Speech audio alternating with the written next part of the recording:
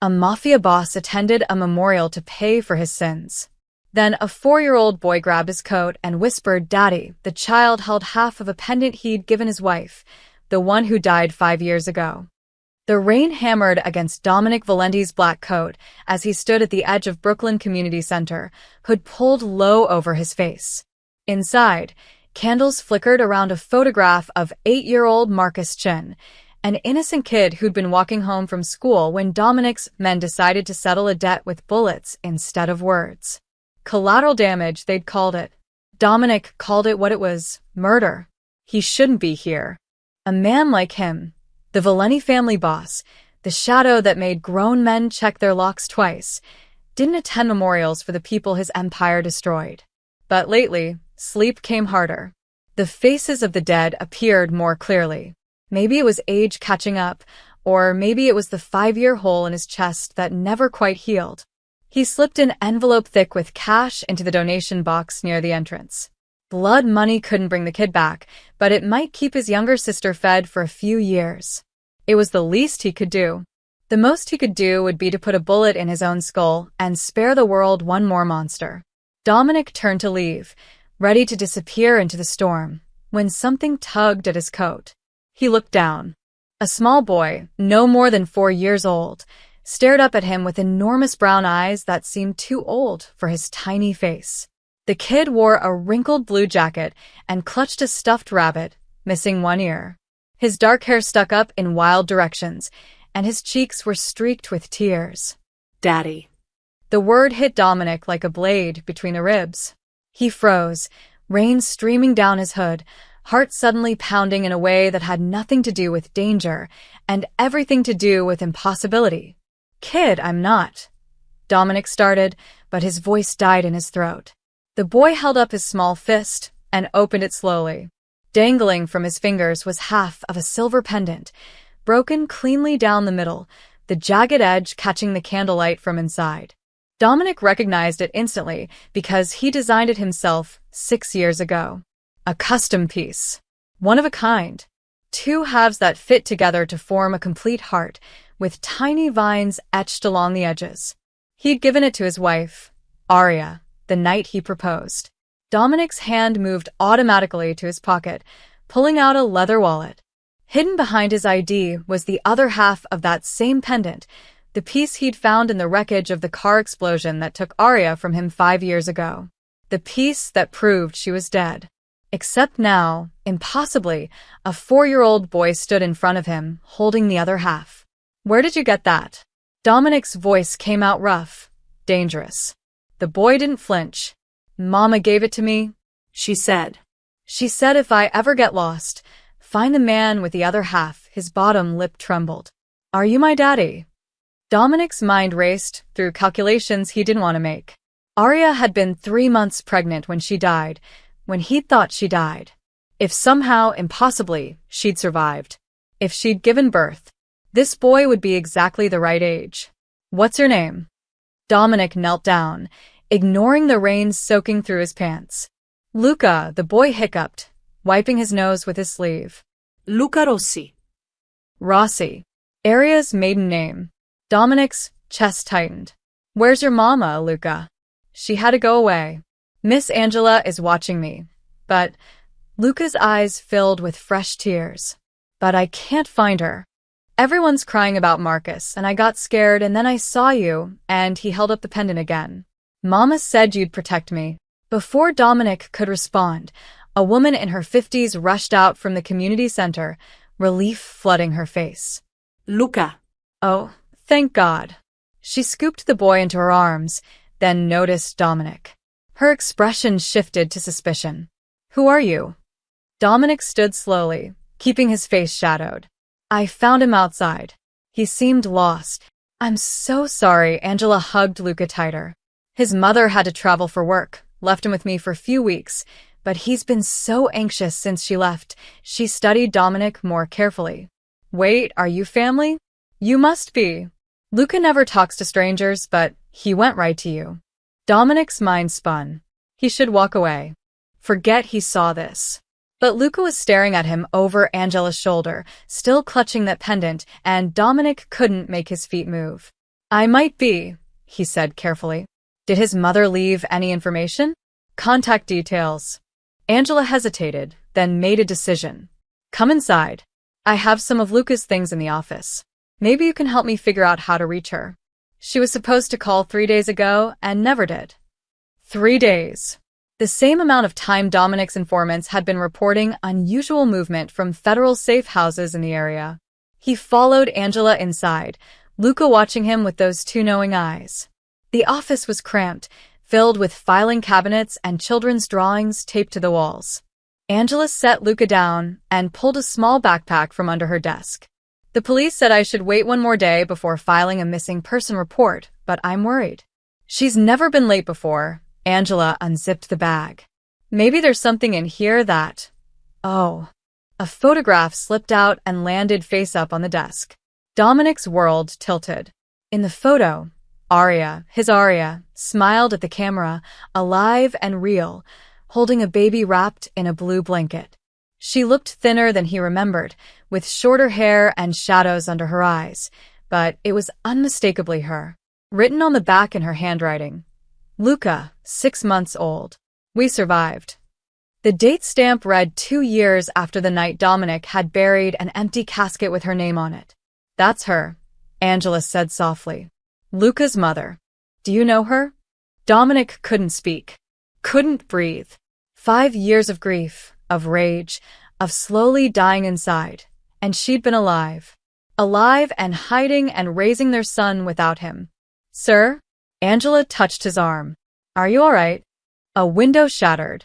Dominic moved on pure instinct, shoving Angela and Luca to the floor as bullets tore through the office.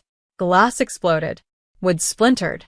He covered Luca's small body with his own, feeling the heat of rounds passing inches overhead. 2 gunmen burst through the door. Dominic killed the first with a letter opener through the throat. The second one got a shot off, missed, before Dominic broke his neck with his bare hands. In the sudden silence, Luca whimpered beneath him. Dominic pulled back, checking the boy for injuries. You hurt. Luca shook his head, eyes wide with shock. Angela was screaming.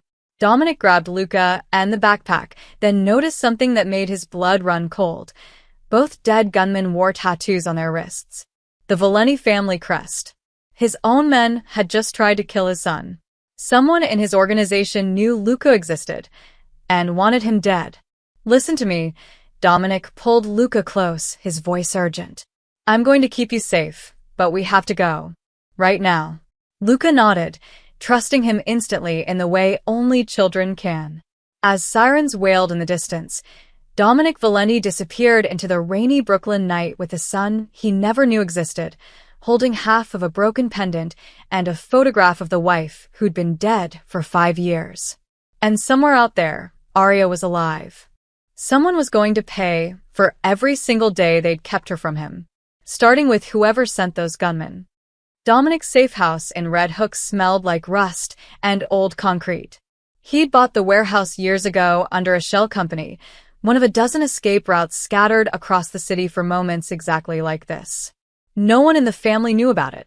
Not Marco. Not his captains. No one. He locked the reinforced door behind them and set Luca down on an old leather couch. The boy hadn't said a word during the drive, just clutched his one-eared rabbit and stared out the window, watching the city lights blur past. Too calm for a kid who'd just witnessed 2 men die. Dominic wondered what else Luca had seen in his short life. You hungry? Dominic asked, moving to a small kitchenette in the corner. Luca shook his head. Thirsty. Another shake. Dominic poured himself 3 fingers of whiskey and downed it in one swallow. His hands were steady. They always were during operations, but his mind was chaos. He pulled out the backpack Angela had given him and dumped its contents onto a metal table. A change of clothes, crayons, a coloring book, and a manila envelope marked emergency. Open only if something happens. Dominic's jaw clenched. Arya had planned for this. She'd known someone might come for Luca. Inside the envelope were 3 more photographs. The first showed Arya heavily pregnant, standing in front of a farmhouse Dominic didn't recognize. Her hand rested on her swollen belly, but she wasn't smiling. She looked terrified. The second was taken in what looked like a hospital room. Arya held a newborn Luca, but her face was bruised, and her arm was in a sling. Medical equipment surrounded the bed.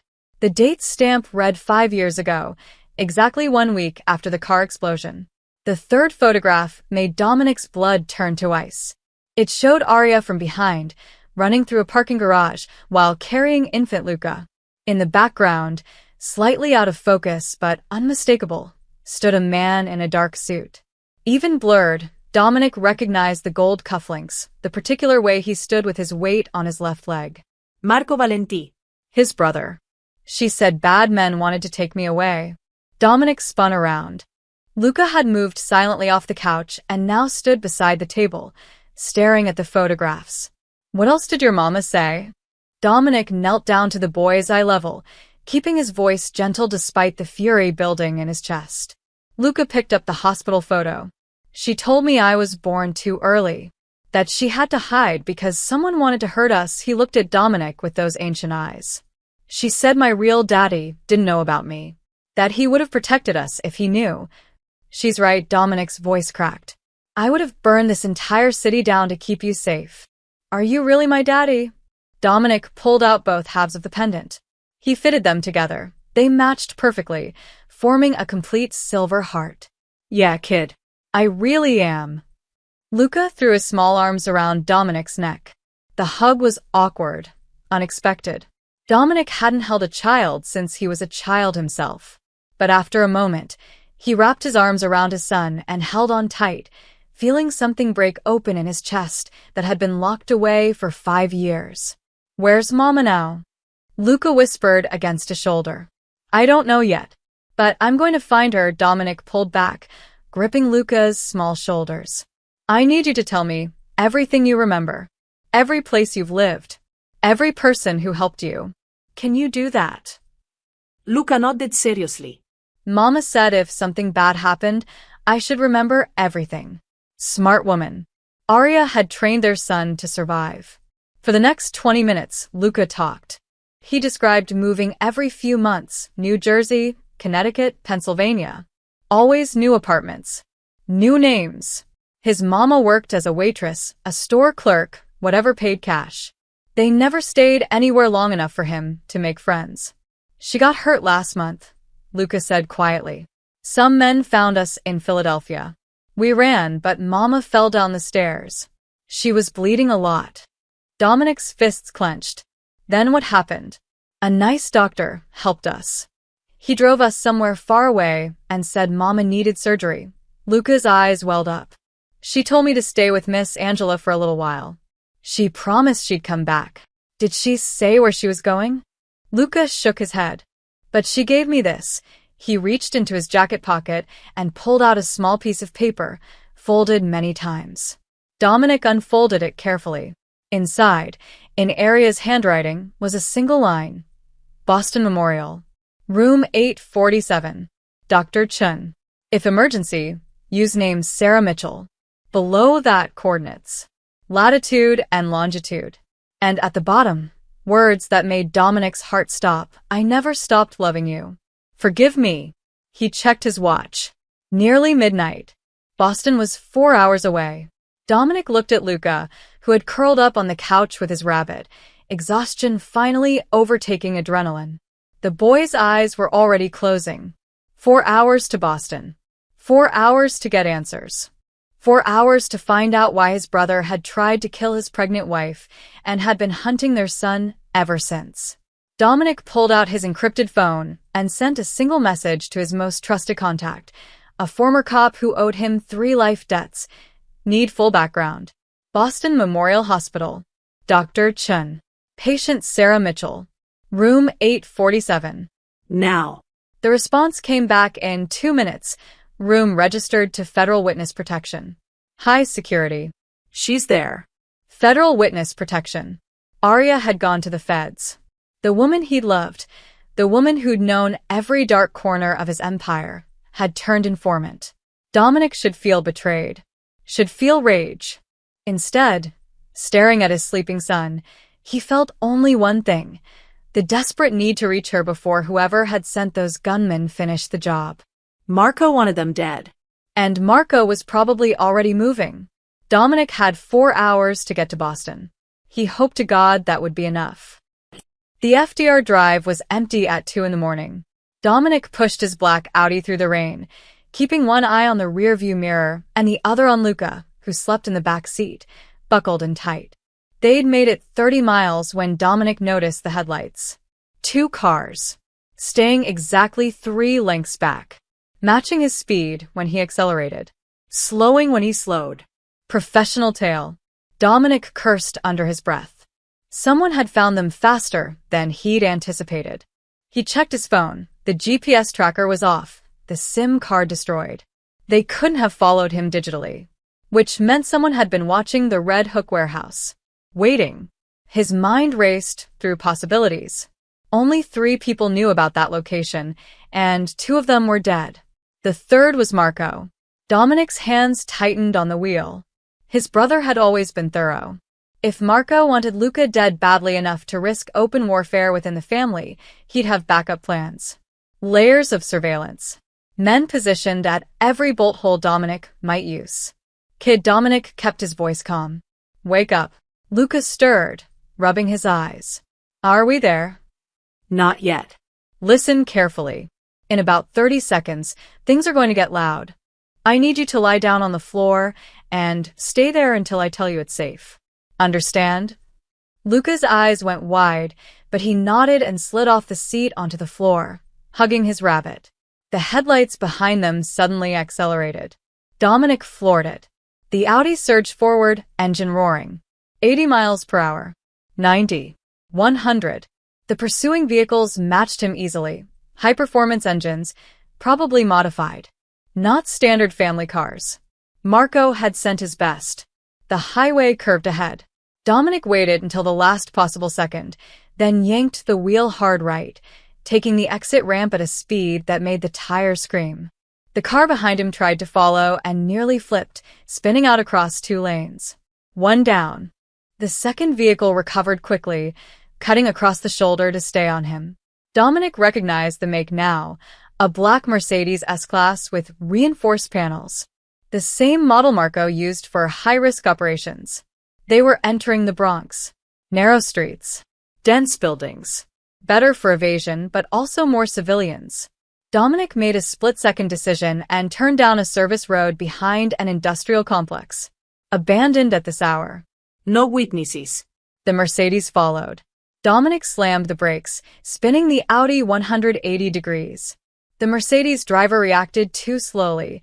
Their car shot past, and Dominic accelerated again, ramming into their rear quarter panel. Metal crunched. The Mercedes fishtailed, driver fighting for control. Dominic reversed, then accelerated forward again, this time T-boning the Mercedes into a concrete loading dock. The impact was massive. Airbags deployed. Steam hissed from the crumpled hood. He was out of his car in seconds, gun drawn. 3 men stumbled from the Mercedes, dazed but reaching for weapons. Dominic shot the first one in the chest before his gun cleared the holster. The second got a round off. It sparked off the pavement near Dominic's feet, before taking 2 bullets to the center mass. The third man, smarter than his companions, dropped his weapon and raised his hands. Dominic, wait. Dominic recognized him. Carlo Ricci. One of Marco's personal enforcers. They'd shared drinks 100 times. Had worked together for 15 years. Why? Dominic kept his gun trained on Carlo's head. Orders. Carlo's face was pale, blood trickling from a cut on his forehead. Marco said the kid was a threat. Said he'd destroy everything if he lived. A 4-year-old child is a threat. Marco said. Carlo hesitated. He said the kid's mother was federal. That she'd turn state's evidence against the family. That if the boy grew up, he'd finish what she started. Dominic felt ice flood his veins. Aria never testified. She's been running for 5 years. Marco has documents. Files. He showed them to the captains. Carlo's voice cracked. Photos of her meeting with FBI agents. Bank records showing payments. He said you'd gone soft. That you'd choose the woman over the family. Marco Lid. Maybe. But the captains believe him. Carlos slumped against the wrecked Mercedes. Half the family is with him now. He's calling it a coup. Says you abandoned your position when you went chasing ghosts. Dominic's mind raced. Marco had been planning this for longer than a few days. Months, maybe years. Building a case against Arya, turning the captains against Dominic, positioning himself to take over. The explosion 5 years ago wasn't meant to kill just Arya. It was meant to kill Dominic too. But he'd been late that night, delayed by a last-minute meeting Marco had arranged.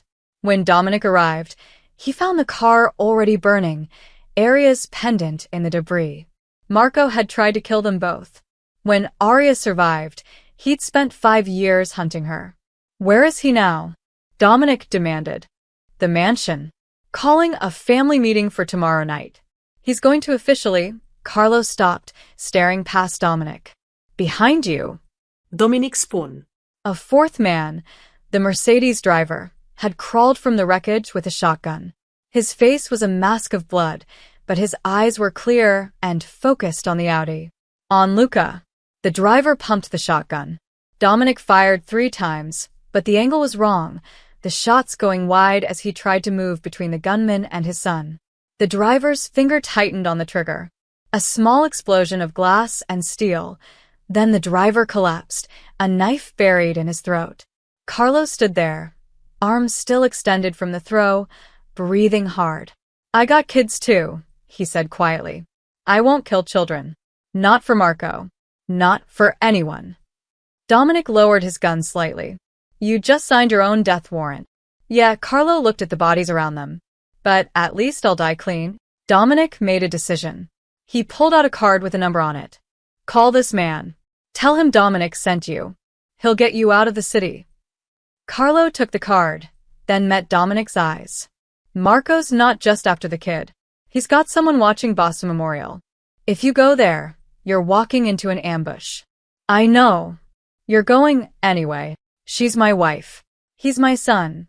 Dominic climbed back into the Audi, where Luca was still curled on the floor, shaking but unharmed.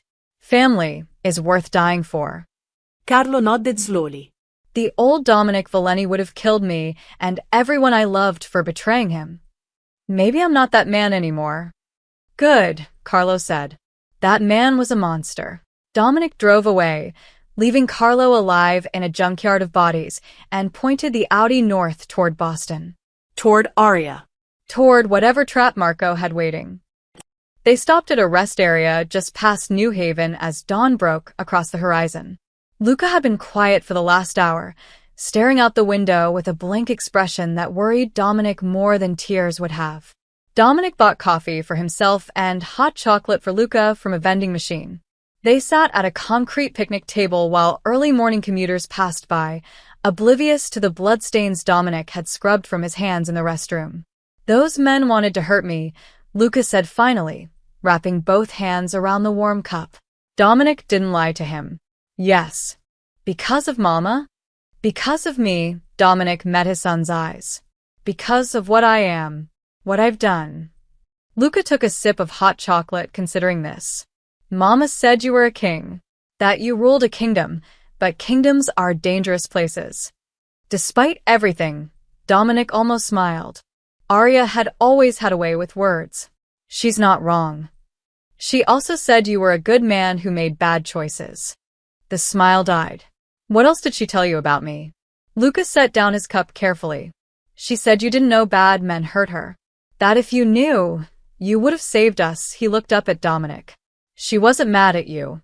She was just scared. Scared of what? That they'd find us. That they'd finish what they started. Luca's voice dropped to a whisper. Mama has nightmares. Sometimes she wakes up screaming. She says a man with cold eyes pushed her car off the road. She says she remembers fire and glass and thinking we were going to die. Dominic's chest tightened. Did she say who the man was? Luca shook his head. She just called him the brother. Marco. It had to be Marco. After the accident, what happened? Luca's small face scrunched up, trying to remember. Mama said some police found her. Nice police who helped instead of hurt. They took her to a hospital and helped her hide. He paused. I was born too early. The doctors said I might not make it, but Mama prayed every day. She said she couldn't let me die, because you'd never get to meet me. Dominic had to look away, blinking hard against the burning in his eyes. We lived in lots of places, Luca continued. Mama always had 2 bags ready by the door. She said if anyone came asking questions, we had to leave everything and run. He picked at the edge of his cup. I never went to real school. Mama taught me at home. She said it was safer. You never stayed anywhere long enough? 3 months. That was the rule. Luca's voice was matter-of-fact, like he was discussing the weather. Every 3 months, new apartment. New name. New story about who we were. 5 years of running. 5 years of looking over her shoulder. Dominic had spent those same years drowning in grief and rage, tearing apart every lead, burning through contacts and favors trying to find who'd killed his wife. And the whole time, she'd been alive. Protecting their son. Surviving. The bad men found us in Philadelphia, Luca said quietly. I was at the library with Mama. She always let me pick out books on Tuesdays. His hands started shaking. 2 men came in. They showed Mama a picture and asked if she'd seen this woman. It was a picture of her. What did she do? She grabbed my hand and ran. We went out the back door, down the stairs. But one of the men caught up, Luca's eyes filled with tears. He grabbed Mama's hair. She pushed me away and told me to hide. Then they were fighting, and Mama was screaming, and... Hey, Dominic reached across the table, covering Luca's small hand with his. You don't have to. She fell down the stairs. Luca finished, tears spilling over. She wasn't moving right. Her arm was bent funny. There was blood on her head. He wiped his nose with his sleeve. The man was going to hurt her more, but then someone else came. A doctor from the hospital across the street. He yelled at the bad men and they ran away. Dr. Chen? Luca nodded. He helped us, put Mama in his car, and drove really fast. I was so scared. Mama kept saying my name, kept telling me she loved me, but her words were all mixed up. Where did he take you? Far away. To another hospital. Mama had to have surgery on her brain. Luca's voice cracked. Dr. Chen said she almost died. He said she needed to rest somewhere safe, but someone was looking for us. Someone who knew all the hospitals. Marco's reach extended everywhere. Of course, he'd have people watching medical facilities, waiting for Aria to surface. Dr. Chen brought me to Miss Angela, Luca continued. He said Mama would come get me in 2 weeks. But it's been 3 weeks now. Fresh tears tracked down his cheeks. What if she forgot about me? What if she's too sick to remember? Dominic moved around the table and pulled Luca into his arms. The boy collapsed against him, finally letting himself cry. Deep, wrenching sobs that shook his small frame. Your Mama didn't forget you, Dominic said fiercely. She could never forget you. Something's keeping her away, but we're going to find her. I promise. Luca pulled back, studying Dominic's face. Do you still love her? Every single day, for 5 years. Even though she left. She didn't leave. She was stolen from me. Dominic wiped the tears from Luca's cheeks. And I'm going to get her back. Luca was quiet for a moment, then reached into his jacket.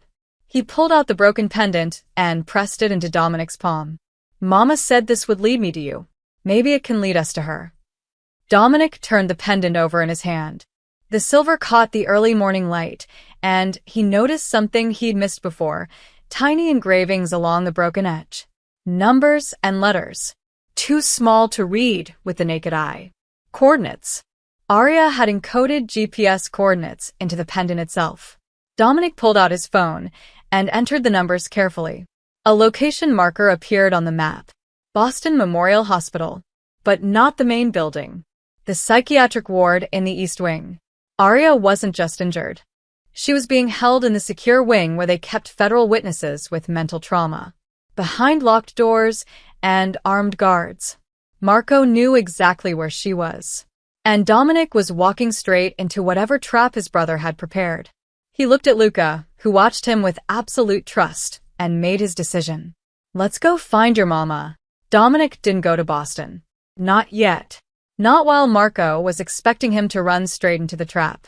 Instead, he turned the Audi around and drove back to New York, to the place Marco would never expect him to return. The Valeni mansion in Staten Island. They arrived mid-morning. Dominic parked 3 blocks away and handed Luca his phone. If I'm not back in 30 minutes, you press this button. It'll call a friend who will keep you safe. His name is Vincent. Tell him everything. You're coming back, Luca said with certainty. Probably. But if I don't, you will. Lucas squeezed the phone. Mama said you always keep promises. Dominic hoped Arya was right. He approached the mansion from the rear, using the old service entrance that led through the wine cellar. The lock hadn't been changed, typical Marco arrogance.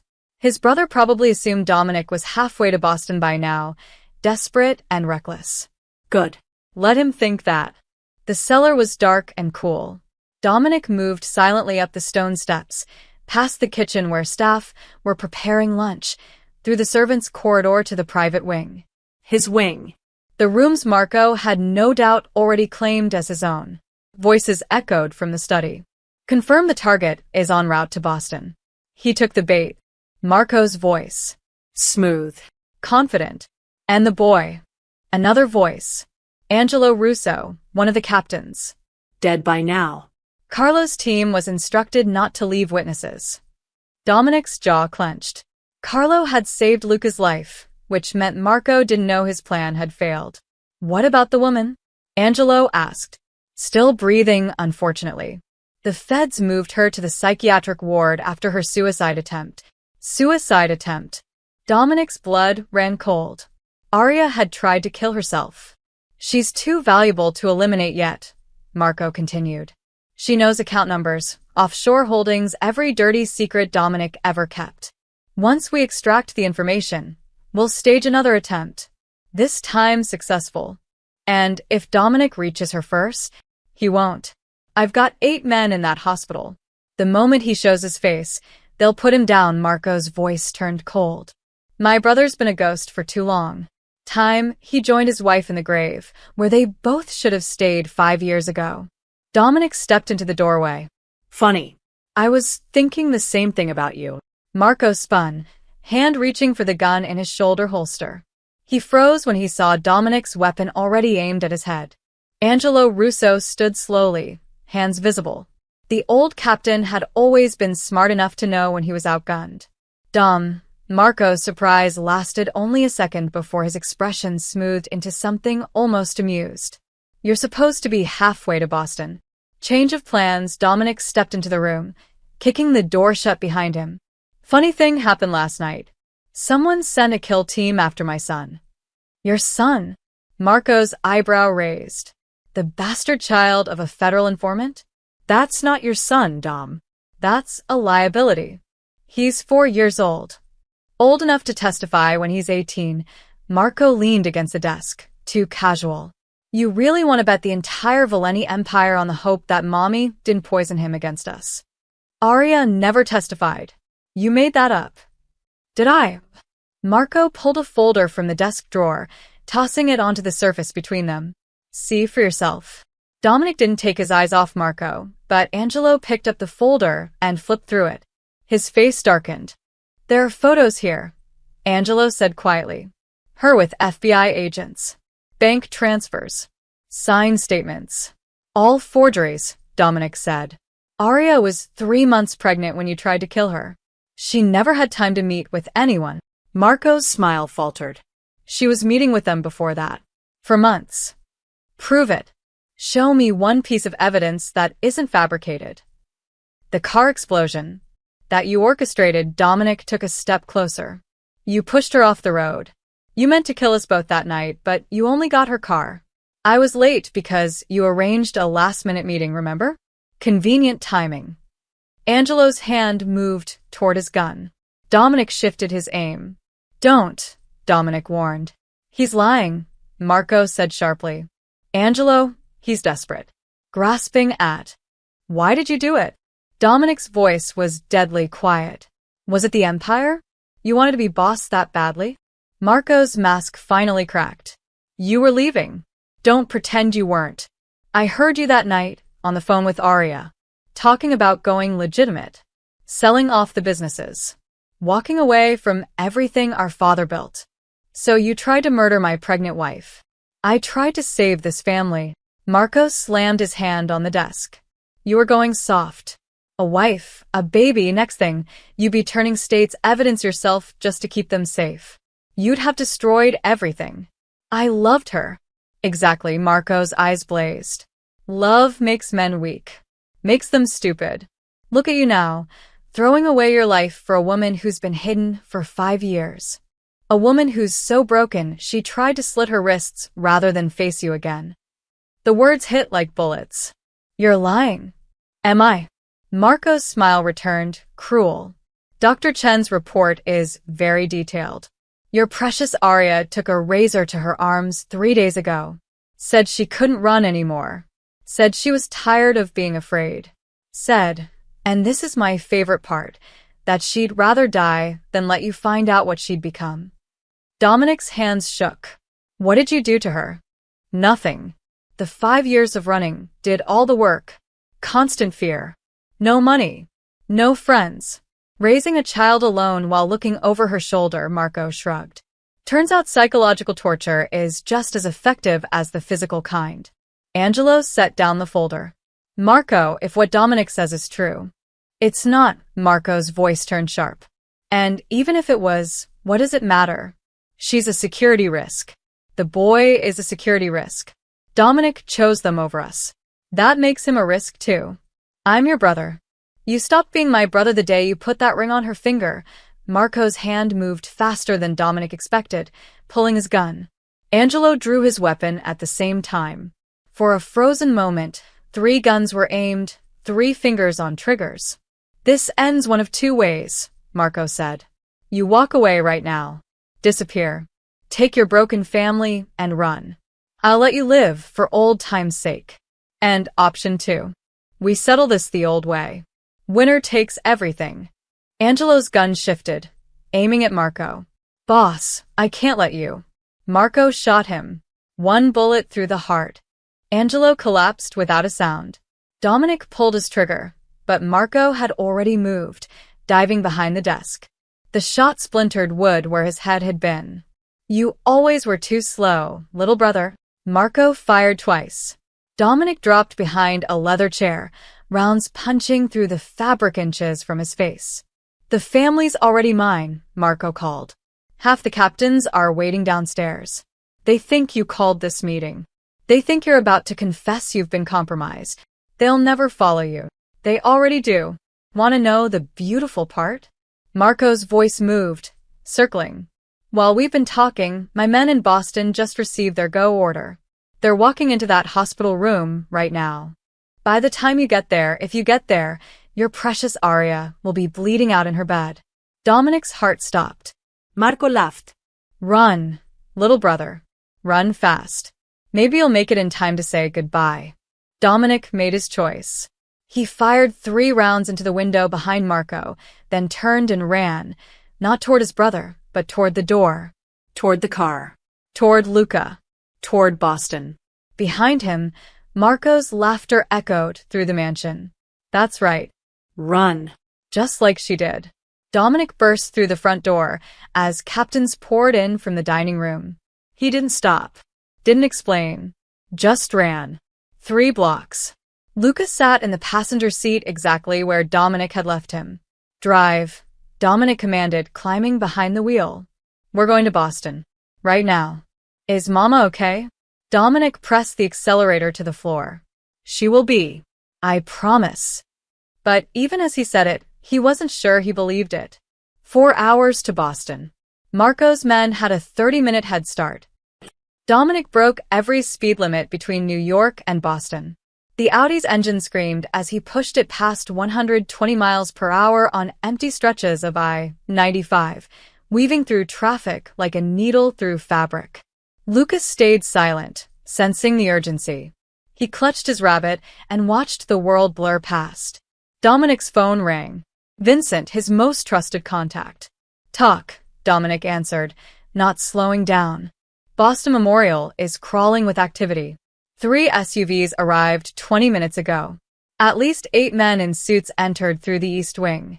Security flagged them as federal agents, but I ran the plates. They're registered to a shell company Marco controls. Dominic's knuckles went white on the steering wheel. Where are they now? Psychiatric ward, 4th floor. I can't get camera access, federal security protocols, but my source inside says they went straight to room 847. That's Sarah Mitchell. I know Dominic checked the GPS. Still 90 miles out. Can you get me inside? Not without setting off every alarm in the building. The psych ward has biometric scanners, panic buttons, and armed guards at every entrance. You'd need federal credentials to get past the first checkpoint. Then get me credentials. In 45 minutes. Dom. I'm good, but I'm not. Figured out. Dominic ended the call and dialed another number. Dr. Chin answered on the 3rd ring. Who is this? A friend of Sarah Mitchell. I know you helped her in Philadelphia. Silence. Then, you shouldn't have this number. Your name was in her emergency envelope. She trusted you. Dominic took an exit too fast, tires squealing. I'm her husband. The real one. Not the people Marco Valeni sent. If you're really her husband, you're the reason she's been running for 5 years. No. My brother is the reason. He tried to kill her. Tried to kill our son. And right now, he's got men in that hospital about to finish what he started. More silence. Dominic could hear Dr. Chin breathing, weighing the decision. She talks in her sleep, the doctor said finally. Calls for someone named Dominic. Says she's sorry. Says she should have told him about the baby. A pause. She also says Marco had cold eyes. That he smiled when he pushed her car off the bridge. Dominic's chest tightened. I'm 60 miles out. Can you stall them? I'm not there. I left her in the care of Dr. Patricia Walsh. She's with Witness Protection medical staff. But those credentials won't help you. The men who arrived claimed to be transferring her to a secure federal facility. They had paperwork. Official seals. Forgeries. Good ones. Walsh is with them now, preparing discharge papers. Dr. Chen's voice turned grim. If they get her out of that hospital, she disappears. You understand? Dominic understood perfectly. Marco would take Arya somewhere isolated and extract everything she knew, accounts, contacts, secrets, then stage her suicide properly this time. No witnesses. No loose ends. How long do I have? Federal transfer protocols require 45 minutes minimum. But if they're rushing it? Dr. Chun hesitated. 20 minutes. Maybe less. Dominic looked at the GPS. 50 miles to Boston Memorial. Even at this speed, he'd need at least 30 minutes. He wasn't going to make it. There's another option, Dr. Chin said quietly. The pendant you mentioned. The silver one with coordinates engraved. I saw it when I treated her in Philadelphia. She was holding it when she collapsed. Said it was her way back to you. I have the other half. Then you know it's more than just coordinates. The pendant has an RFID chip embedded in the metalwork. Microtechnology. She told me it was a gift from you, some kind of security measure. Dominic's mind raced. He designed the pendants 6 years ago with a jeweler who specialized in high-security work. Takes you through the old tunnels under the psychiatric ward. No biometric scanners. The security code is 847 Mitchell. Why are you helping me? Because I've seen what 5 years of running did to her. The fear. The exhaustion. The desperation. Dr. Chen's voice hardened. And because I took an oath to protect my patients. Those men in suits don't care about her protection. They care about silencing her. Dominic ended the call and pushed the Audi faster. 40 miles. 25 minutes if he didn't slow down for anything. Not cops, not traffic, not sanity. We're almost there, he told Luca. The boy nodded, then pulled something from his pocket. The broken pendant, the half Arya had given him. Mama said this would lead me to you, Luca said. Maybe it works both ways. Dominic took the pendant carefully. The metal was warm from being clutched in Luca's small hand. He fitted it together with his own half, feeling the edges click into place. The complete heart glowed faintly, tiny LED lights embedded in the silver, invisible when separated, now pulsing with a soft blue luminescence. A tracking signal. Dominic's phone buzzed. A notification appeared. Device paired. Location acquired. A map loaded. Boston Memorial Hospital, 4th floor, room 847. Area's signal was active. She was still there. But even as Dominic watched, the signal moved. Out of the room. Down the hallway. Toward the service elevator. They were moving her already. Hold on, Dominic told Luca, pressing the accelerator until the engine roared in protest. 30 miles. 15 minutes. The signal moved again. First floor now. Heading toward the parking garage. 10 minutes. The signal stopped moving. Parking garage level 2. They were loading her into a vehicle. 5 minutes. Dominic flew past the Welcome to Boston sign doing 140 miles per hour. Police sirens wailed in the distance, but he didn't slow down. Couldn't slow down. He took the exit to Boston Memorial on 2 wheels, tires smoking. The hospital complex loomed ahead, a massive structure of glass and concrete. He followed the GPS to the east side, found the maintenance entrance exactly where Dr. Chen said it would be. The signal was moving again. Leaving the parking garage. Heading north. Dominic abandoned the Audi in a loading zone and pulled Luca from the car. Stay close to me. Whatever happens, don't let go of my hand. They ran for the maintenance door. Dominic punched in the code, 847 Mitchell. The lock clicked open. Inside, fluorescent lights flickered over concrete tunnels that smelled of disinfectant and age. Dominic followed the GPS signal on his phone, pulling Luca through the maze of passages. Up a flight of stairs. Through a door marked, authorized personnel only, into a sterile hallway lined with rooms. Room 847 stood open, empty. But the signal was stronger now. Close. Within 50 feet. Dominic turned, following the pull of the pendant. Down another hallway. Toward the parking garage access. He burst through the door just as a black SUV pulled away from the loading zone. Through the rear window, he caught a glimpse of auburn hair. Aria. Unconscious in the back seat between 2 men in dark suits. The SUV accelerated toward the exit ramp. Dominic raised his gun, then lowered it. Too many civilians. Too risky with Aria inside the vehicle. He watched helplessly as the SUV disappeared into Boston traffic, taking his wife with it. But the pendant in his hand pulsed steadily. The signal was still active. Still tracking. Marco thought he'd won. Thought he'd grabbed Aria and vanished. But Dominic could follow her anywhere now. And when he found them, there would be nowhere left to run. The pendant led them to an abandoned warehouse in South Boston, near the docks where shipping containers rusted in rows like metal tombstones. The kind of place where screams went unheard and bodies disappeared into the harbor. Dominic parked 3 blocks away and turned to Luca. I need you to do something very brave. I want to help find Mama. You will. But not by coming inside. Dominic pulled out his phone and queued up Vincent's number. If I don't call you in 1 hour, you press this button. Vincent will come get you within 10 minutes. He'll keep you safe. What about you and Mama? We'll be fine, Dominic tried to sound certain. But I need to know you're safe before I can focus on getting her out. Understand?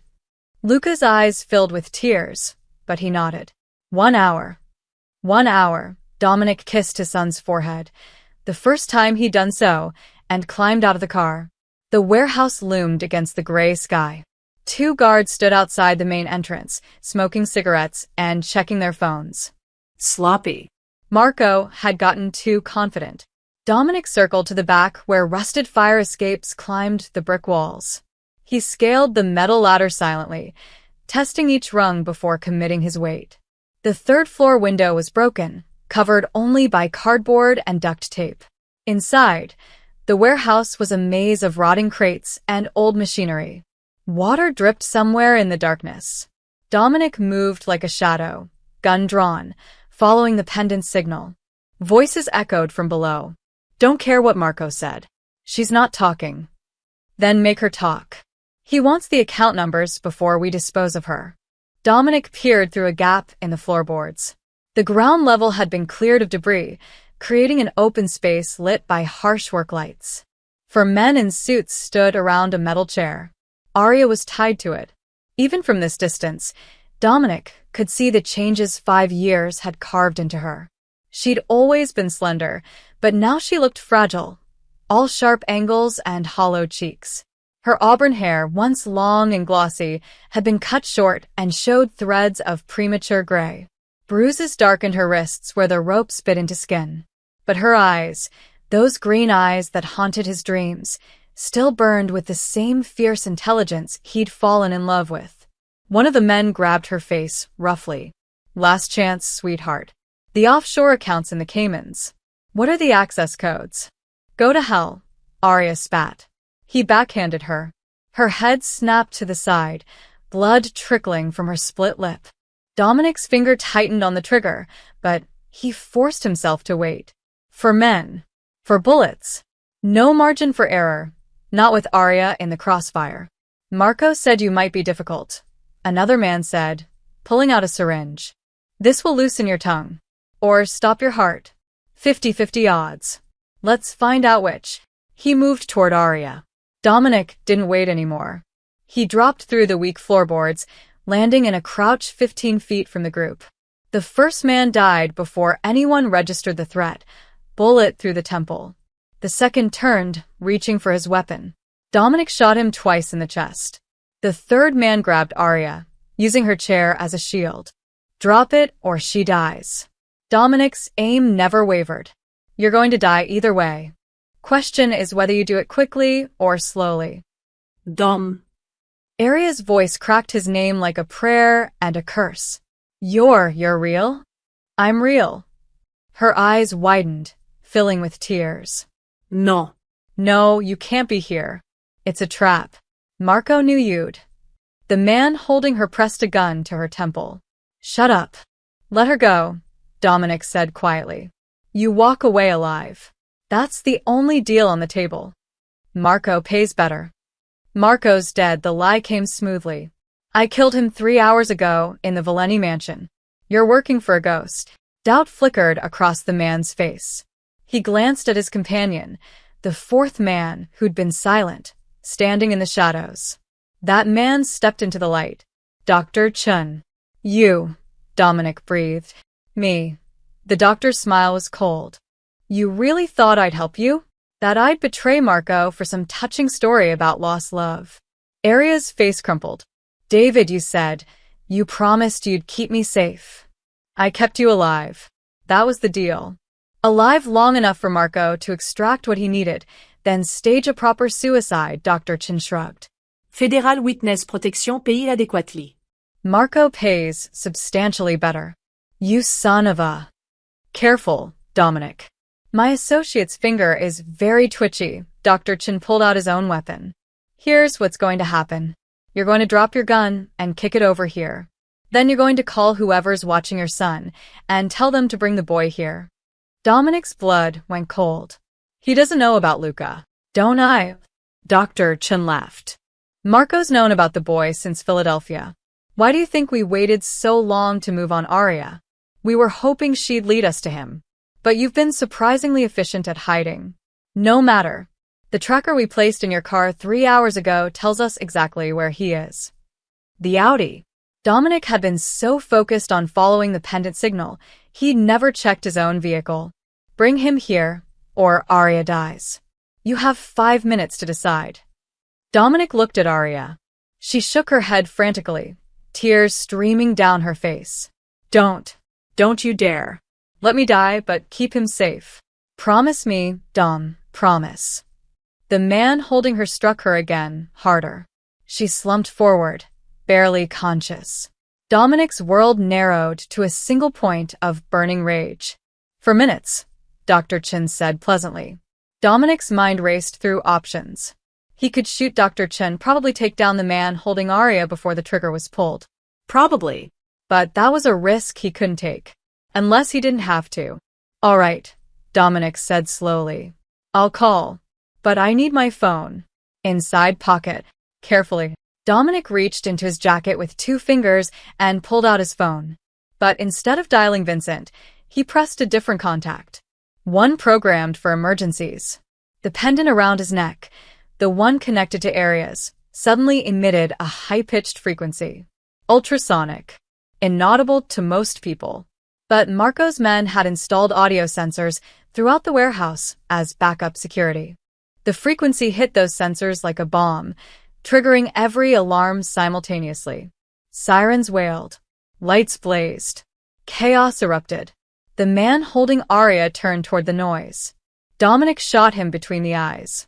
Dr. Chin fired back, but Dominic was already moving. The bullet sparked off a metal beam where his head had been. Dominic returned fire, catching the doctor in the shoulder. Chin stumbled back, dropping his weapon. The fourth man raised his gun. A shot rang out, but not from Dominic's weapon. The man collapsed, a knife buried in his throat. Carlo Ricci stepped from the shadows, breathing hard. Told you I had kids too. Couldn't let you die before making this right. Dominic didn't waste time questioning. He ran to Arya, cutting through the ropes with shaking hands. She collapsed into his arms, sobbing. You came. You actually came. Always, he held her tight, breathing in the scent of her hair beneath the smell of blood and fear. I searched for you every day. Every single day. I thought Marco said you ordered it. Said you wanted me dead because I knew too much. Never. God. Arya, never. Dominic pulled back, cupping her bruised face in his hands. I love you. I've loved you since the day we met. That never changed. She kissed him then, desperate and broken and real. 5 years of grief and longing poured into that kiss. When they broke apart, she whispered, Luca, where's? Safe. He's safe. Dominic smiled through his own tears. He's beautiful. Looks just like you. He has your eyes. He called me daddy. Arya laughed and cried at the same time. He's been waiting his whole life to say that. Sirens wailed in the distance. Real ones this time. Carlo appeared beside them. We need to move. Now. Dominic lifted Arya in his arms. She weighed almost nothing and followed Carlo toward the exit. Behind them, Dr. Chin groaned, clutching his wounded shoulder. Dominic didn't look back. They brought Arya to the car where Luca waited. The boy's face pressed against the window, eyes scanning the darkness anxiously. When he saw Dominic carrying his mother, he threw open the door. Nana. Baby, Arya's voice broke. My sweet baby. Dominic set her down gently, and Luca crashed into her arms. They clung to each other, both crying, both whispering words of love and relief. Dominic stood back, watching his family reunite, feeling his chest crack open with an emotion too large to name. Carlo kept watch from the street corner. We have maybe 10 minutes before Marco's people figure out what happened. Where are we going? Somewhere he'll never look, Dominic said. They drove to a small church in Cambridge, St. Anthony's, where Dominic's grandmother used to take him as a child. Father Marcus, now in his 70s, asked no questions when Dominic appeared at the rectory door with a battered woman, a small boy, and a man covered in blood. The basement, Father Marcus said simply. I'll bring food and medical supplies. The church basement was sparse. Stone walls, a few cots, a cross hanging above a simple altar. But it was warm and dry and safe. Dominic cleaned Arya's wounds while Luca sat beside her, refusing to let go of her hand. She had 3 cracked ribs, extensive bruising, and a concussion. Her wrists were raw from the ropes, and old scars, some surgical, some not, covered her arms. The scars, Dominic said quietly, running his fingers over the thin white lines. Marco said you tried to. I did. Arya's voice was hollow. 3 weeks ago. After the men found us in Philadelphia. After Dr. Chin said I needed to disappear again, start over somewhere new, she looked at Luca, then back to Dominic. I was so tired. 5 years of running. 5 years of looking over my shoulder. I couldn't do it anymore. Couldn't put Luca through another move, another name, another lie about why we had no friends, no family, no home. Mama, Luca's eyes filled with tears. I'm sorry, baby. I'm so sorry, Arya pulled him close. I failed you. Failed to keep you safe. Failed to be strong enough. You survived, Dominic said fiercely. You kept our son alive for 5 years against impossible odds. That's not failure. That's a miracle. Arya's laugh was bitter. Some miracle. Living in roach-infested apartments. Working 3 jobs to afford food. Teaching Luca to sleep in his clothes in case we had to run in the middle of the night. She touched Luca's face. He's never had a birthday party. Never had Christmas presents. Never had a friend over to play. Because of me. Because I couldn't protect him from your world. Our world, Dominic corrected. And it's Marco's fault, not yours. Is it? Arya's eyes blazed suddenly. You built that empire, Dom. You ordered hits. You destroyed lives. You created the monster that tried to kill me. The words hit like bullets. Dominic sat back, the truth of them sinking in. You're right, he said quietly. Arya blinked, surprised by the admission. I built that world. I let the violence become normal. I told myself I was protecting the family, protecting our interests, but really I was just protecting my own power. Dominic looked at his hands, hands that had killed dozens of men. Marco wanted the empire, but I created something worth killing for. That's on me. Silence filled the basement, broken only by Luca's soft breathing as he dozed against Arya's shoulder. The night of the explosion, Arya said finally, I was going to tell you I wanted out. That I wanted us to leave. Take the baby and disappear somewhere Marco couldn't find us. I would have said yes. Would you? Arya's voice was sharp. Because every time I mentioned going legitimate, you had another reason to wait. Another deal to close. Another threat to handle. The Valeni Empire always came first. Not always. Always, Arya wiped away angry tears. I loved you so much it terrified me. Because I knew eventually I'd have to choose you or our child. The man I married or the boss you'd become. And then Marco made the choice for you. He pushed my car off the road on Route 9. I remember his face in my rearview mirror, smiling. Like he was enjoying it. Arya's hands shook. The car flipped 3 times. I woke up in the hospital with FBI agents telling me I was dead, that there'd been an explosion, that Dominic Valeni's wife was killed in a mob hit. They staged it to protect you. They staged it to use me. They wanted information about the family in exchange for witness protection. Arya's voice turned cold. But I never testified. I never gave them anything. Because despite everything, despite the fear and the pain and the running, I couldn't betray you. Dominic's throat tightened. Why? Because I'm an idiot who still loves the man who chose violence over his family. That's not fair. Isn't it? Arya pulled away from him. Where were you when I was giving birth alone in a federal safe house? When Luca had pneumonia at 6 months and I couldn't take him to a real hospital because someone might recognize us. When he asked why he didn't have a daddy like other kids. I was searching for you. I tore apart the city looking for any sign. You should have seen it coming. Arya's voice rose. Marco hated me from the beginning. He made it clear I was a weakness.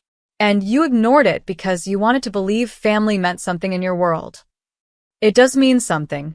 Marco tried to murder us. Your own blood, Dom. What does that tell you about the family you built? Dominic had no answer. Because she was right. He'd been blind to Marco's jealousy, his ambition, his cruelty. Blind because he wanted to believe the Valeni name meant loyalty. I can't go back, Arya said quietly. To New York. To that life.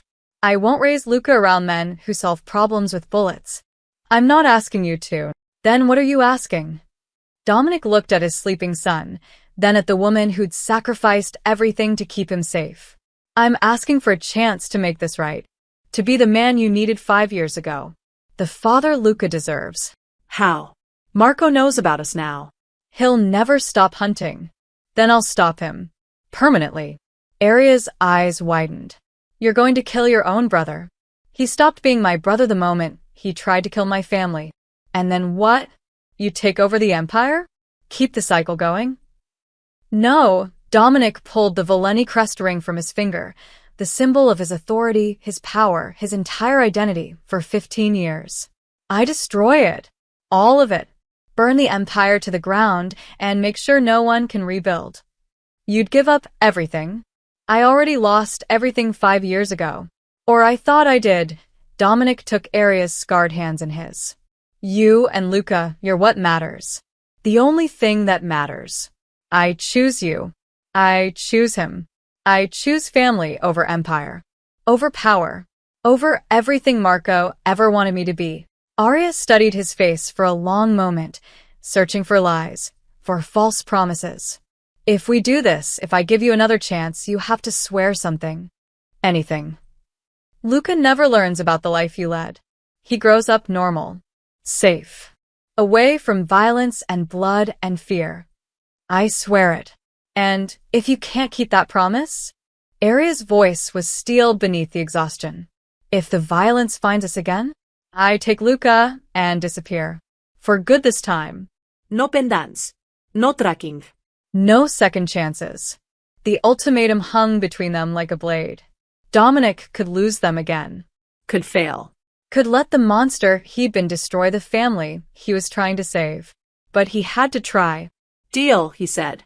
Aria leaned forward, resting her forehead against his. Don't make me regret this. I won't. Above them, church bells rang midnight. Tomorrow, Dominic would face Marco.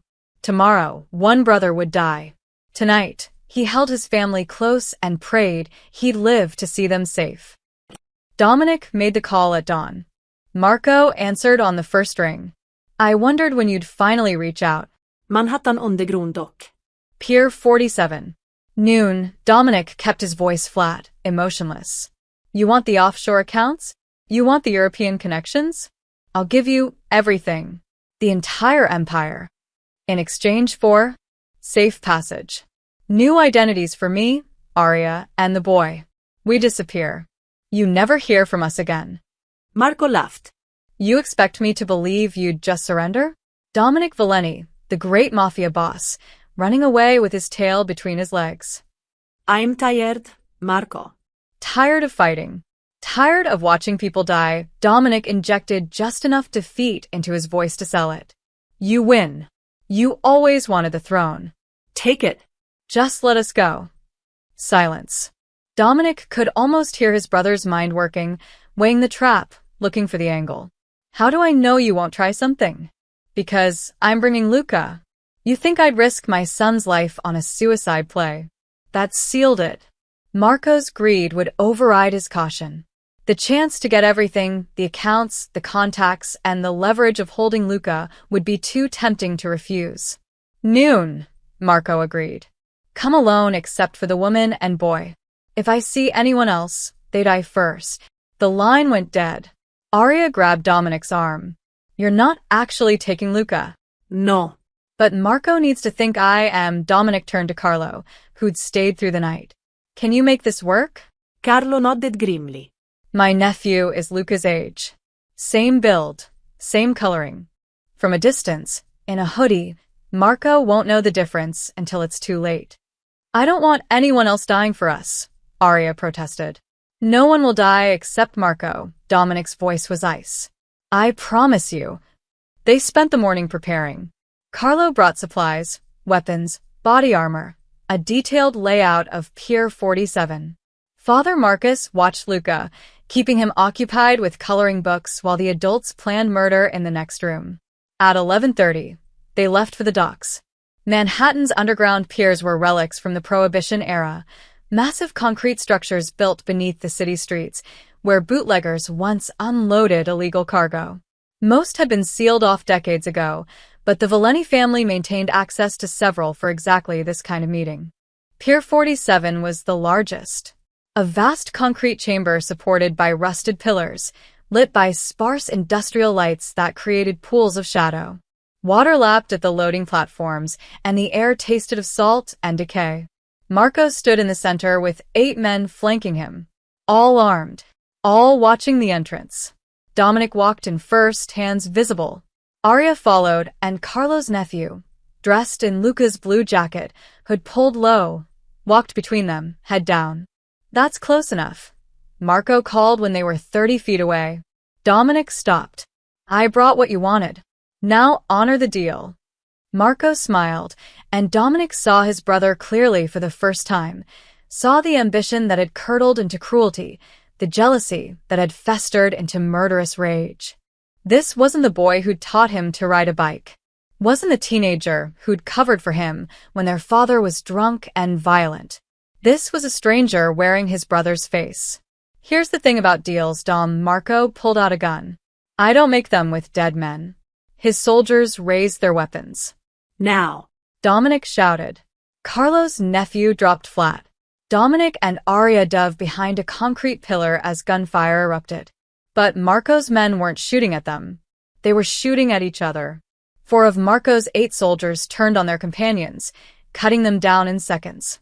Carlo emerged from behind a shipping container with 3 more men, captains loyal to Dominic, who'd been hiding in the shadows.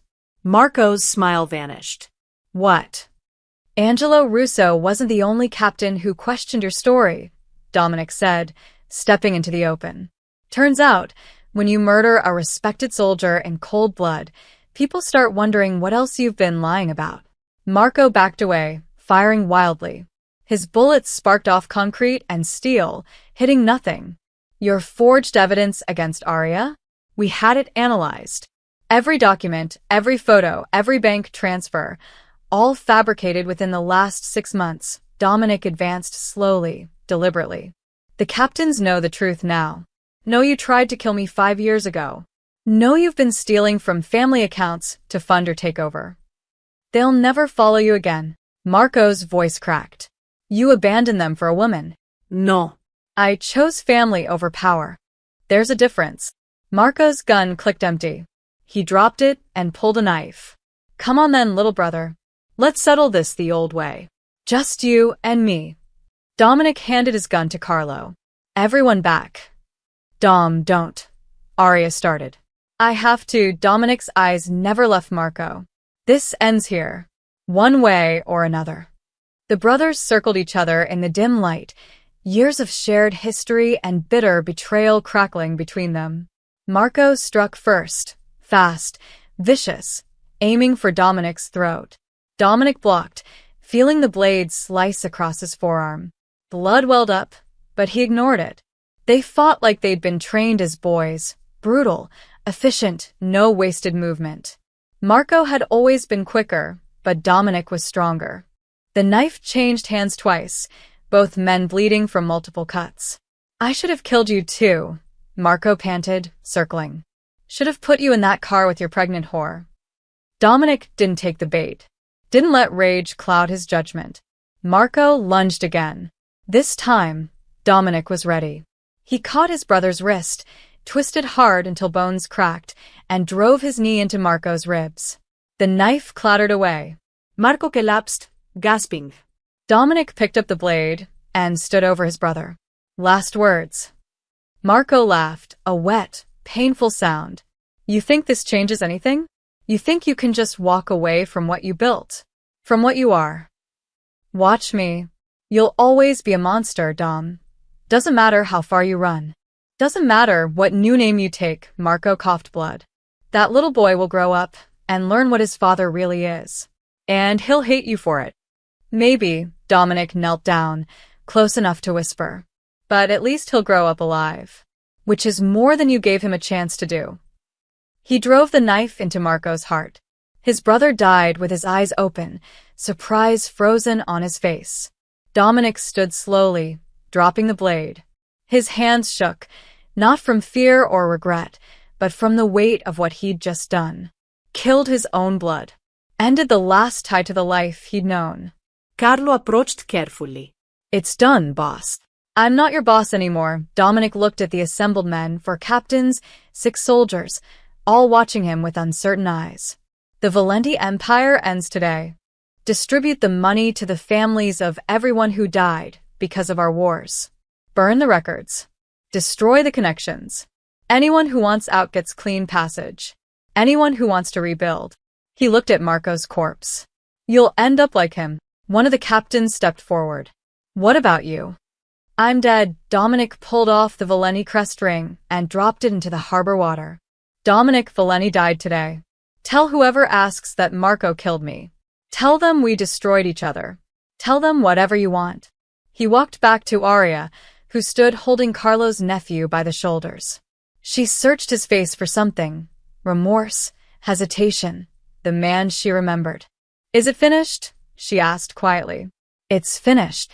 And Marco. He won't hurt anyone ever again." Arya nodded once, then took his blood-stained hand in hers.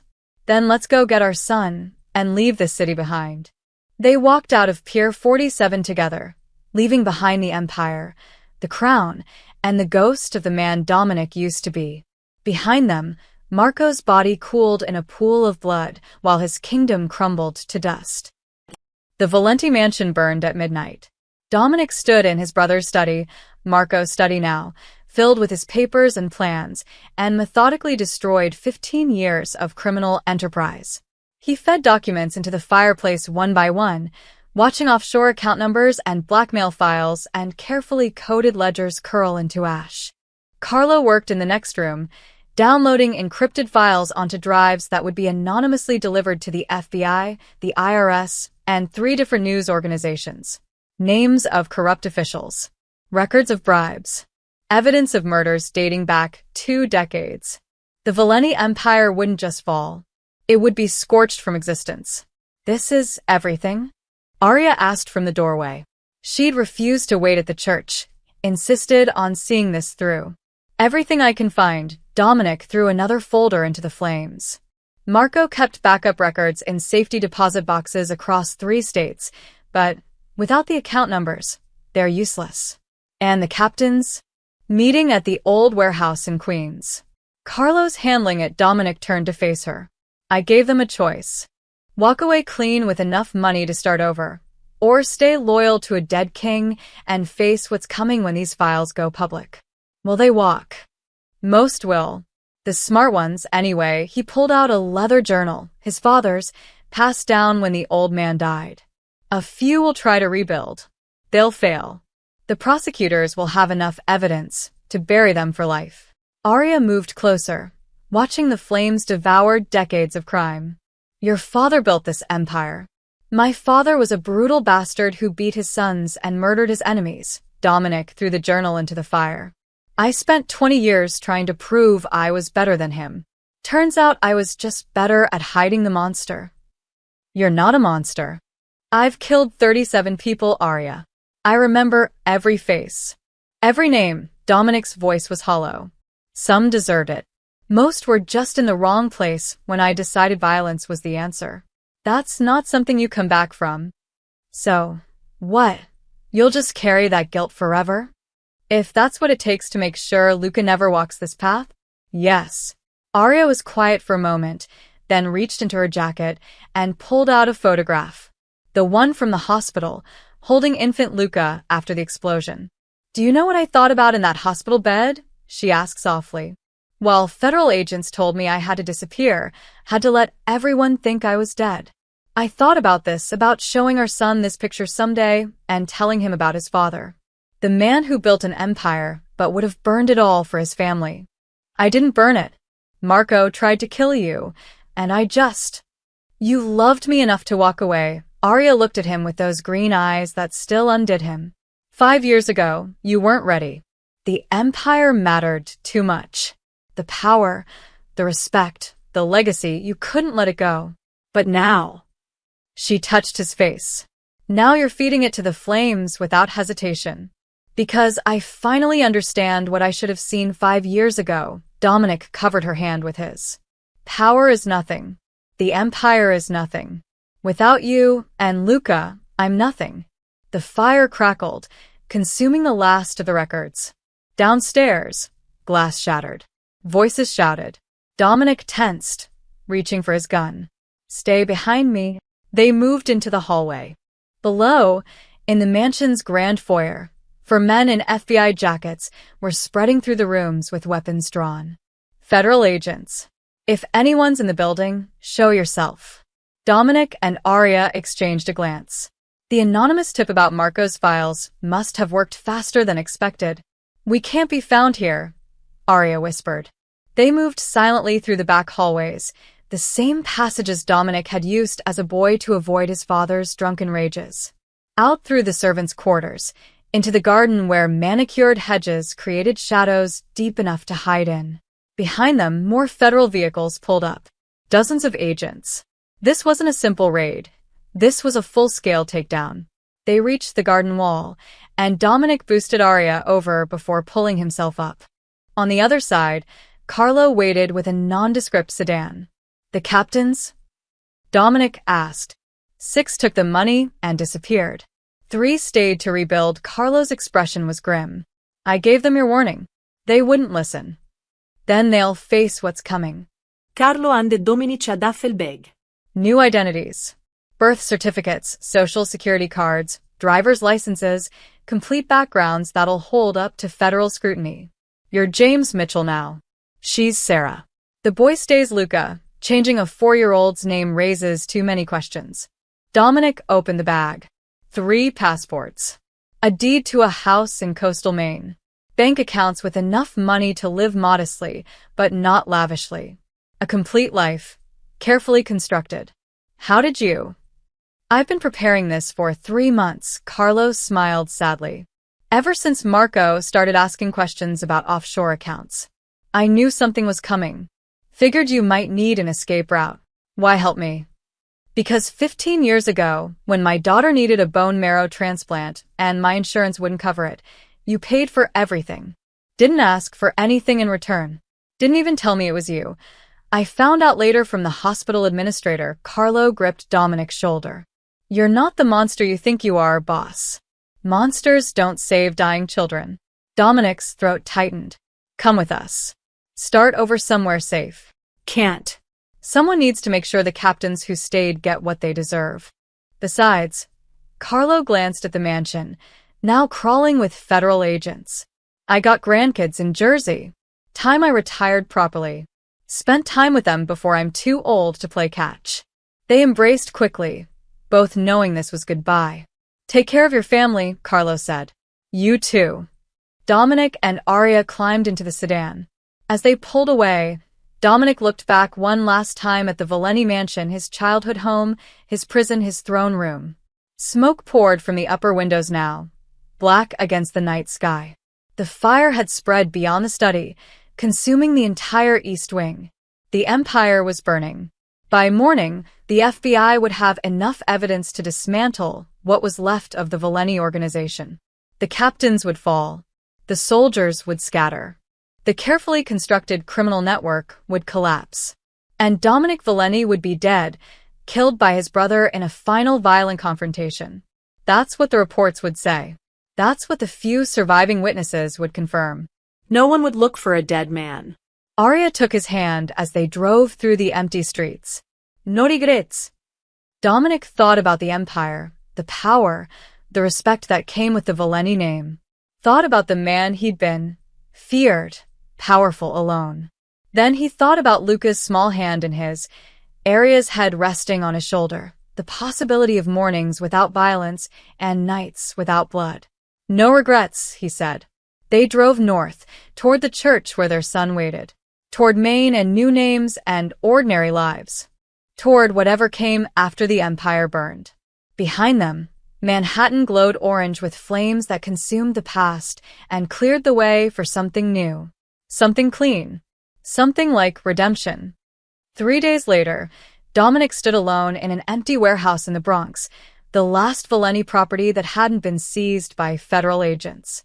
Rain hammered against the broken skylight, pooling on the concrete floor where he'd once held court with captains and made decisions that ended lives. He'd come to finish what he started. The warehouse held the final pieces of his old life. Boxes of personal records, photographs spanning 3 generations of Valenis, and his father's old safe containing the original Valeni crest ring, the one that had been passed down for 70 years. Dominic poured gasoline over everything. His phone buzzed. A text from an unknown number. 7 captains arrested this morning. 3 cooperating. Valeni organization officially dismantled. V. Vincent, confirming what Dominic already knew. The empire was dead. He should feel something, grief, maybe, or the phantom pain of losing everything he'd built. But standing in the ruins of his father's legacy, Dominic felt only relief. Another text appeared, this one from Carlo. Jersey office raided. Brooklyn warehouses seized. Feds got everything. You're clear. Ghost successful. The plan had worked perfectly. Every agency that mattered believed Dominic Valenti died 3 days ago at Pier 47. Marco's body had been found alongside his, or what they thought was his body. Carlo had arranged for a John Doe from the morgue, roughly Dominic's height and build, killed by knife wounds consistent with their fight. Dental records were corrupted. DNA samples contaminated. In the chaos of taking down a major crime family, nobody looked too closely at one more corpse. Dominic typed back, "Thank you for everything. Burn this number after reading." Carlo's response was immediate. "Already done. Be happy, boss. That's the best revenge." Dominic deleted the conversation and removed the SIM card from his phone, crushing it under his heel. He lit a match and dropped it. The fire caught instantly, racing across the gasoline in bright orange lines that converged on the boxes at the center of the warehouse. Photographs curled and blackened. Records dissolved into ash. The old safe warped from the heat, its contents melting into unrecognizable slag. Dominic pulled out the Valenti crest ring, the one he'd worn for 15 years. Heavy gold with a family symbol etched in blood-red enamel. His father had placed it on his finger the day he became boss, told him it represented power, legacy, family. All it represented was blood. He turned it over in his palm one last time, feeling the weight of every decision he'd made while wearing it. Every life taken. Every soul corrupted. Every moment he'd chosen power over love. "Goodbye, father," he said quietly. "I'm not sorry for destroying what you built." He threw the ring into the flames. The fire roared higher, consuming the last physical evidence of Dominic Valenti's existence. The smoke poured through the broken skylight, carrying decades of violence and corruption into the gray morning sky. Dominic walked out and didn't look back. That afternoon, he signed the paperwork for their new life. James Mitchell, construction consultant, recently relocated from Chicago with his wife Sarah and son Luca. The background was clean, the documentation perfect. Vincent had outdone himself. The house in Maine was small, a 2-bedroom cottage on 3 acres overlooking the ocean. White clapboard siding, blue shutters, a wraparound porch that needed repairs. It was a quarter the size of the Valenti mansion and worth more than everything he'd left behind. Arya stood in the empty living room, sunlight streaming through tall windows, and smiled. Really smiled. For the first time since he'd found her, she looked at peace. "It's perfect," she said. Luca ran from room to room, his footsteps echoing on the hardwood floors. "I can see the ocean from my window. Can we go to the beach? Can I learn to swim?" "Yes to both," Dominic, James now said. "We'll go tomorrow." "Tonight?" Luca asked hopefully. "Tomorrow," Arya repeated, ruffling his hair. "Tonight we unpack and order pizza like normal families do." "We're a normal family now." Arya looked at Dominic. He saw the question in her eyes, the same one that had been lingering since they left New York. Could they really do this? Could a man who'd spent 20 years in the Mafia become an ordinary husband and father? "We're going to try," Dominic said, taking her hand. "Every single day, we're going to try." That night, they sat on the porch, while Lucas slept upstairs in a real bed in a real home that didn't require escape bags by the door. The ocean whispered against the rocks below, and stars emerged in a sky unmarred by city lights. "Tell me something," Arya said softly. "Do you miss it? The power? The respect?" Dominic was quiet for a long moment, considering honest answers instead of comfortable lies. "Sometimes I miss the simplicity of it. The clear hierarchy. Knowing exactly who I was and what I was supposed to do. And now I'm terrified," he looked at her. "I don't know how to be a normal father. Don't know how to go to parent-teacher conferences or coach Little League or help with homework. Don't know how to be the man you and Luca deserve. None of us knows what we're doing." Arya leaned against his shoulder. "That's what being a family means. Figuring it out together. Making mistakes. Trying again. I've made too many mistakes already. Then make different ones. Better ones. She took his hand, the one that had worn the Valeni ring for 15 years, and kissed his scarred knuckles. The man who burned his empire for his family? Who walked away from everything he knew. That's the man Luca needs. That's the man I fell in love with. I'm not sure he's enough. He's more than enough. He's here. He's trying. That's all I ever wanted. They sat in silence, listening to the ocean, feeling the weight of the past begin to lift. Dominic thought about the warehouse burning in the Bronx, the ring melting in the flames, the empire collapsing under federal indictments. Everything he'd been was gone. And sitting on this porch with the woman he loved and their son sleeping safely upstairs, Dominic realized something profound. He didn't mourn what he'd lost. He celebrated what he'd found. James Mitchell, he said, testing the name. Arya smiled. It suits you better than the old one. Maybe she was right. Maybe Dominic Valeni had died in that warehouse fire along with everything else. And maybe that was exactly what needed to happen. 6 months later, James Mitchell stood in the driveway of the white cottage, hands on his hips, surveying the newly repaired porch with satisfaction. The warped boards had been replaced, the railings reinforced, and Sarah had painted everything a crisp white that gleamed in the autumn sunlight. Sarah. Even after half a year, he sometimes still thought of her as Arya. Dad. Dad, look. Luca ran across the yard, holding a starfish he'd found on the beach. His cheeks were pink from the cold ocean wind, his smile so wide it seemed impossible that this was the same frightened boy who'd clutched a broken pendant 6 months ago. That's a big one, James said, kneeling down. Where'd you find it? By the tide pools. Mrs. Henderson said starfish can grow their arms back if they lose them. Isn't that cool? Luca held the starfish carefully. Can we keep it? We have to put it back in the water, so it can live. But we can take a picture first. They walked together to the rocky beach behind the house, Luca chattering about everything he'd learned in kindergarten that week. Real school with real friends and a teacher who didn't know anything about Mafia families or federal witnesses or lives lived on the run. Just a normal kid in a normal school living a beautifully ordinary life.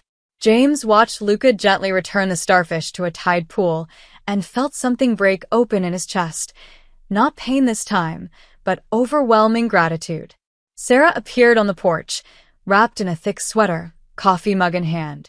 She'd gained weight over the past 6 months, lost the haunted look in her eyes, started laughing again at stupid jokes. Her short hair had grown out, and sometimes James would catch her humming while cooking dinner, completely unaware she was doing it. She looked like herself again. Like the woman he'd married 7 years ago. Dinner in 20 minutes, she called. Luca, go wash your hands. Their son scrambled up the rocks and ran toward the house, leaving James alone with the ocean. His phone, a new one, registered to James Mitchell, buzzed with a text from Vincent. Package delivered. As requested. James walked to the far edge of their property, where a gnarled oak tree overlooked the cliffs. He'd buried something there a week after they moved in, and now he dug it up with his bare hands. A small metal box, waterproof and locked. Inside were the 2 halves of the silver pendant, fitted together to form a complete heart. James had kept it hidden from Sarah and Luca, unsure what to do with it. The pendant represented everything they'd survived, the pain and separation and years of running. But it also represented the love that had endured through impossible circumstances. He turned it over in his palm, watching the last rays of sunlight catch the engraved coordinates. The tiny LED lights that had once helped him track Arya were dark now, the batteries long dead. It was just a piece of silver. Just a memory. James dug a deeper hole at the base of the oak tree and placed the pendant inside. He covered it with earth, then found a smooth stone from the beach and placed it on top as a marker. What are you doing?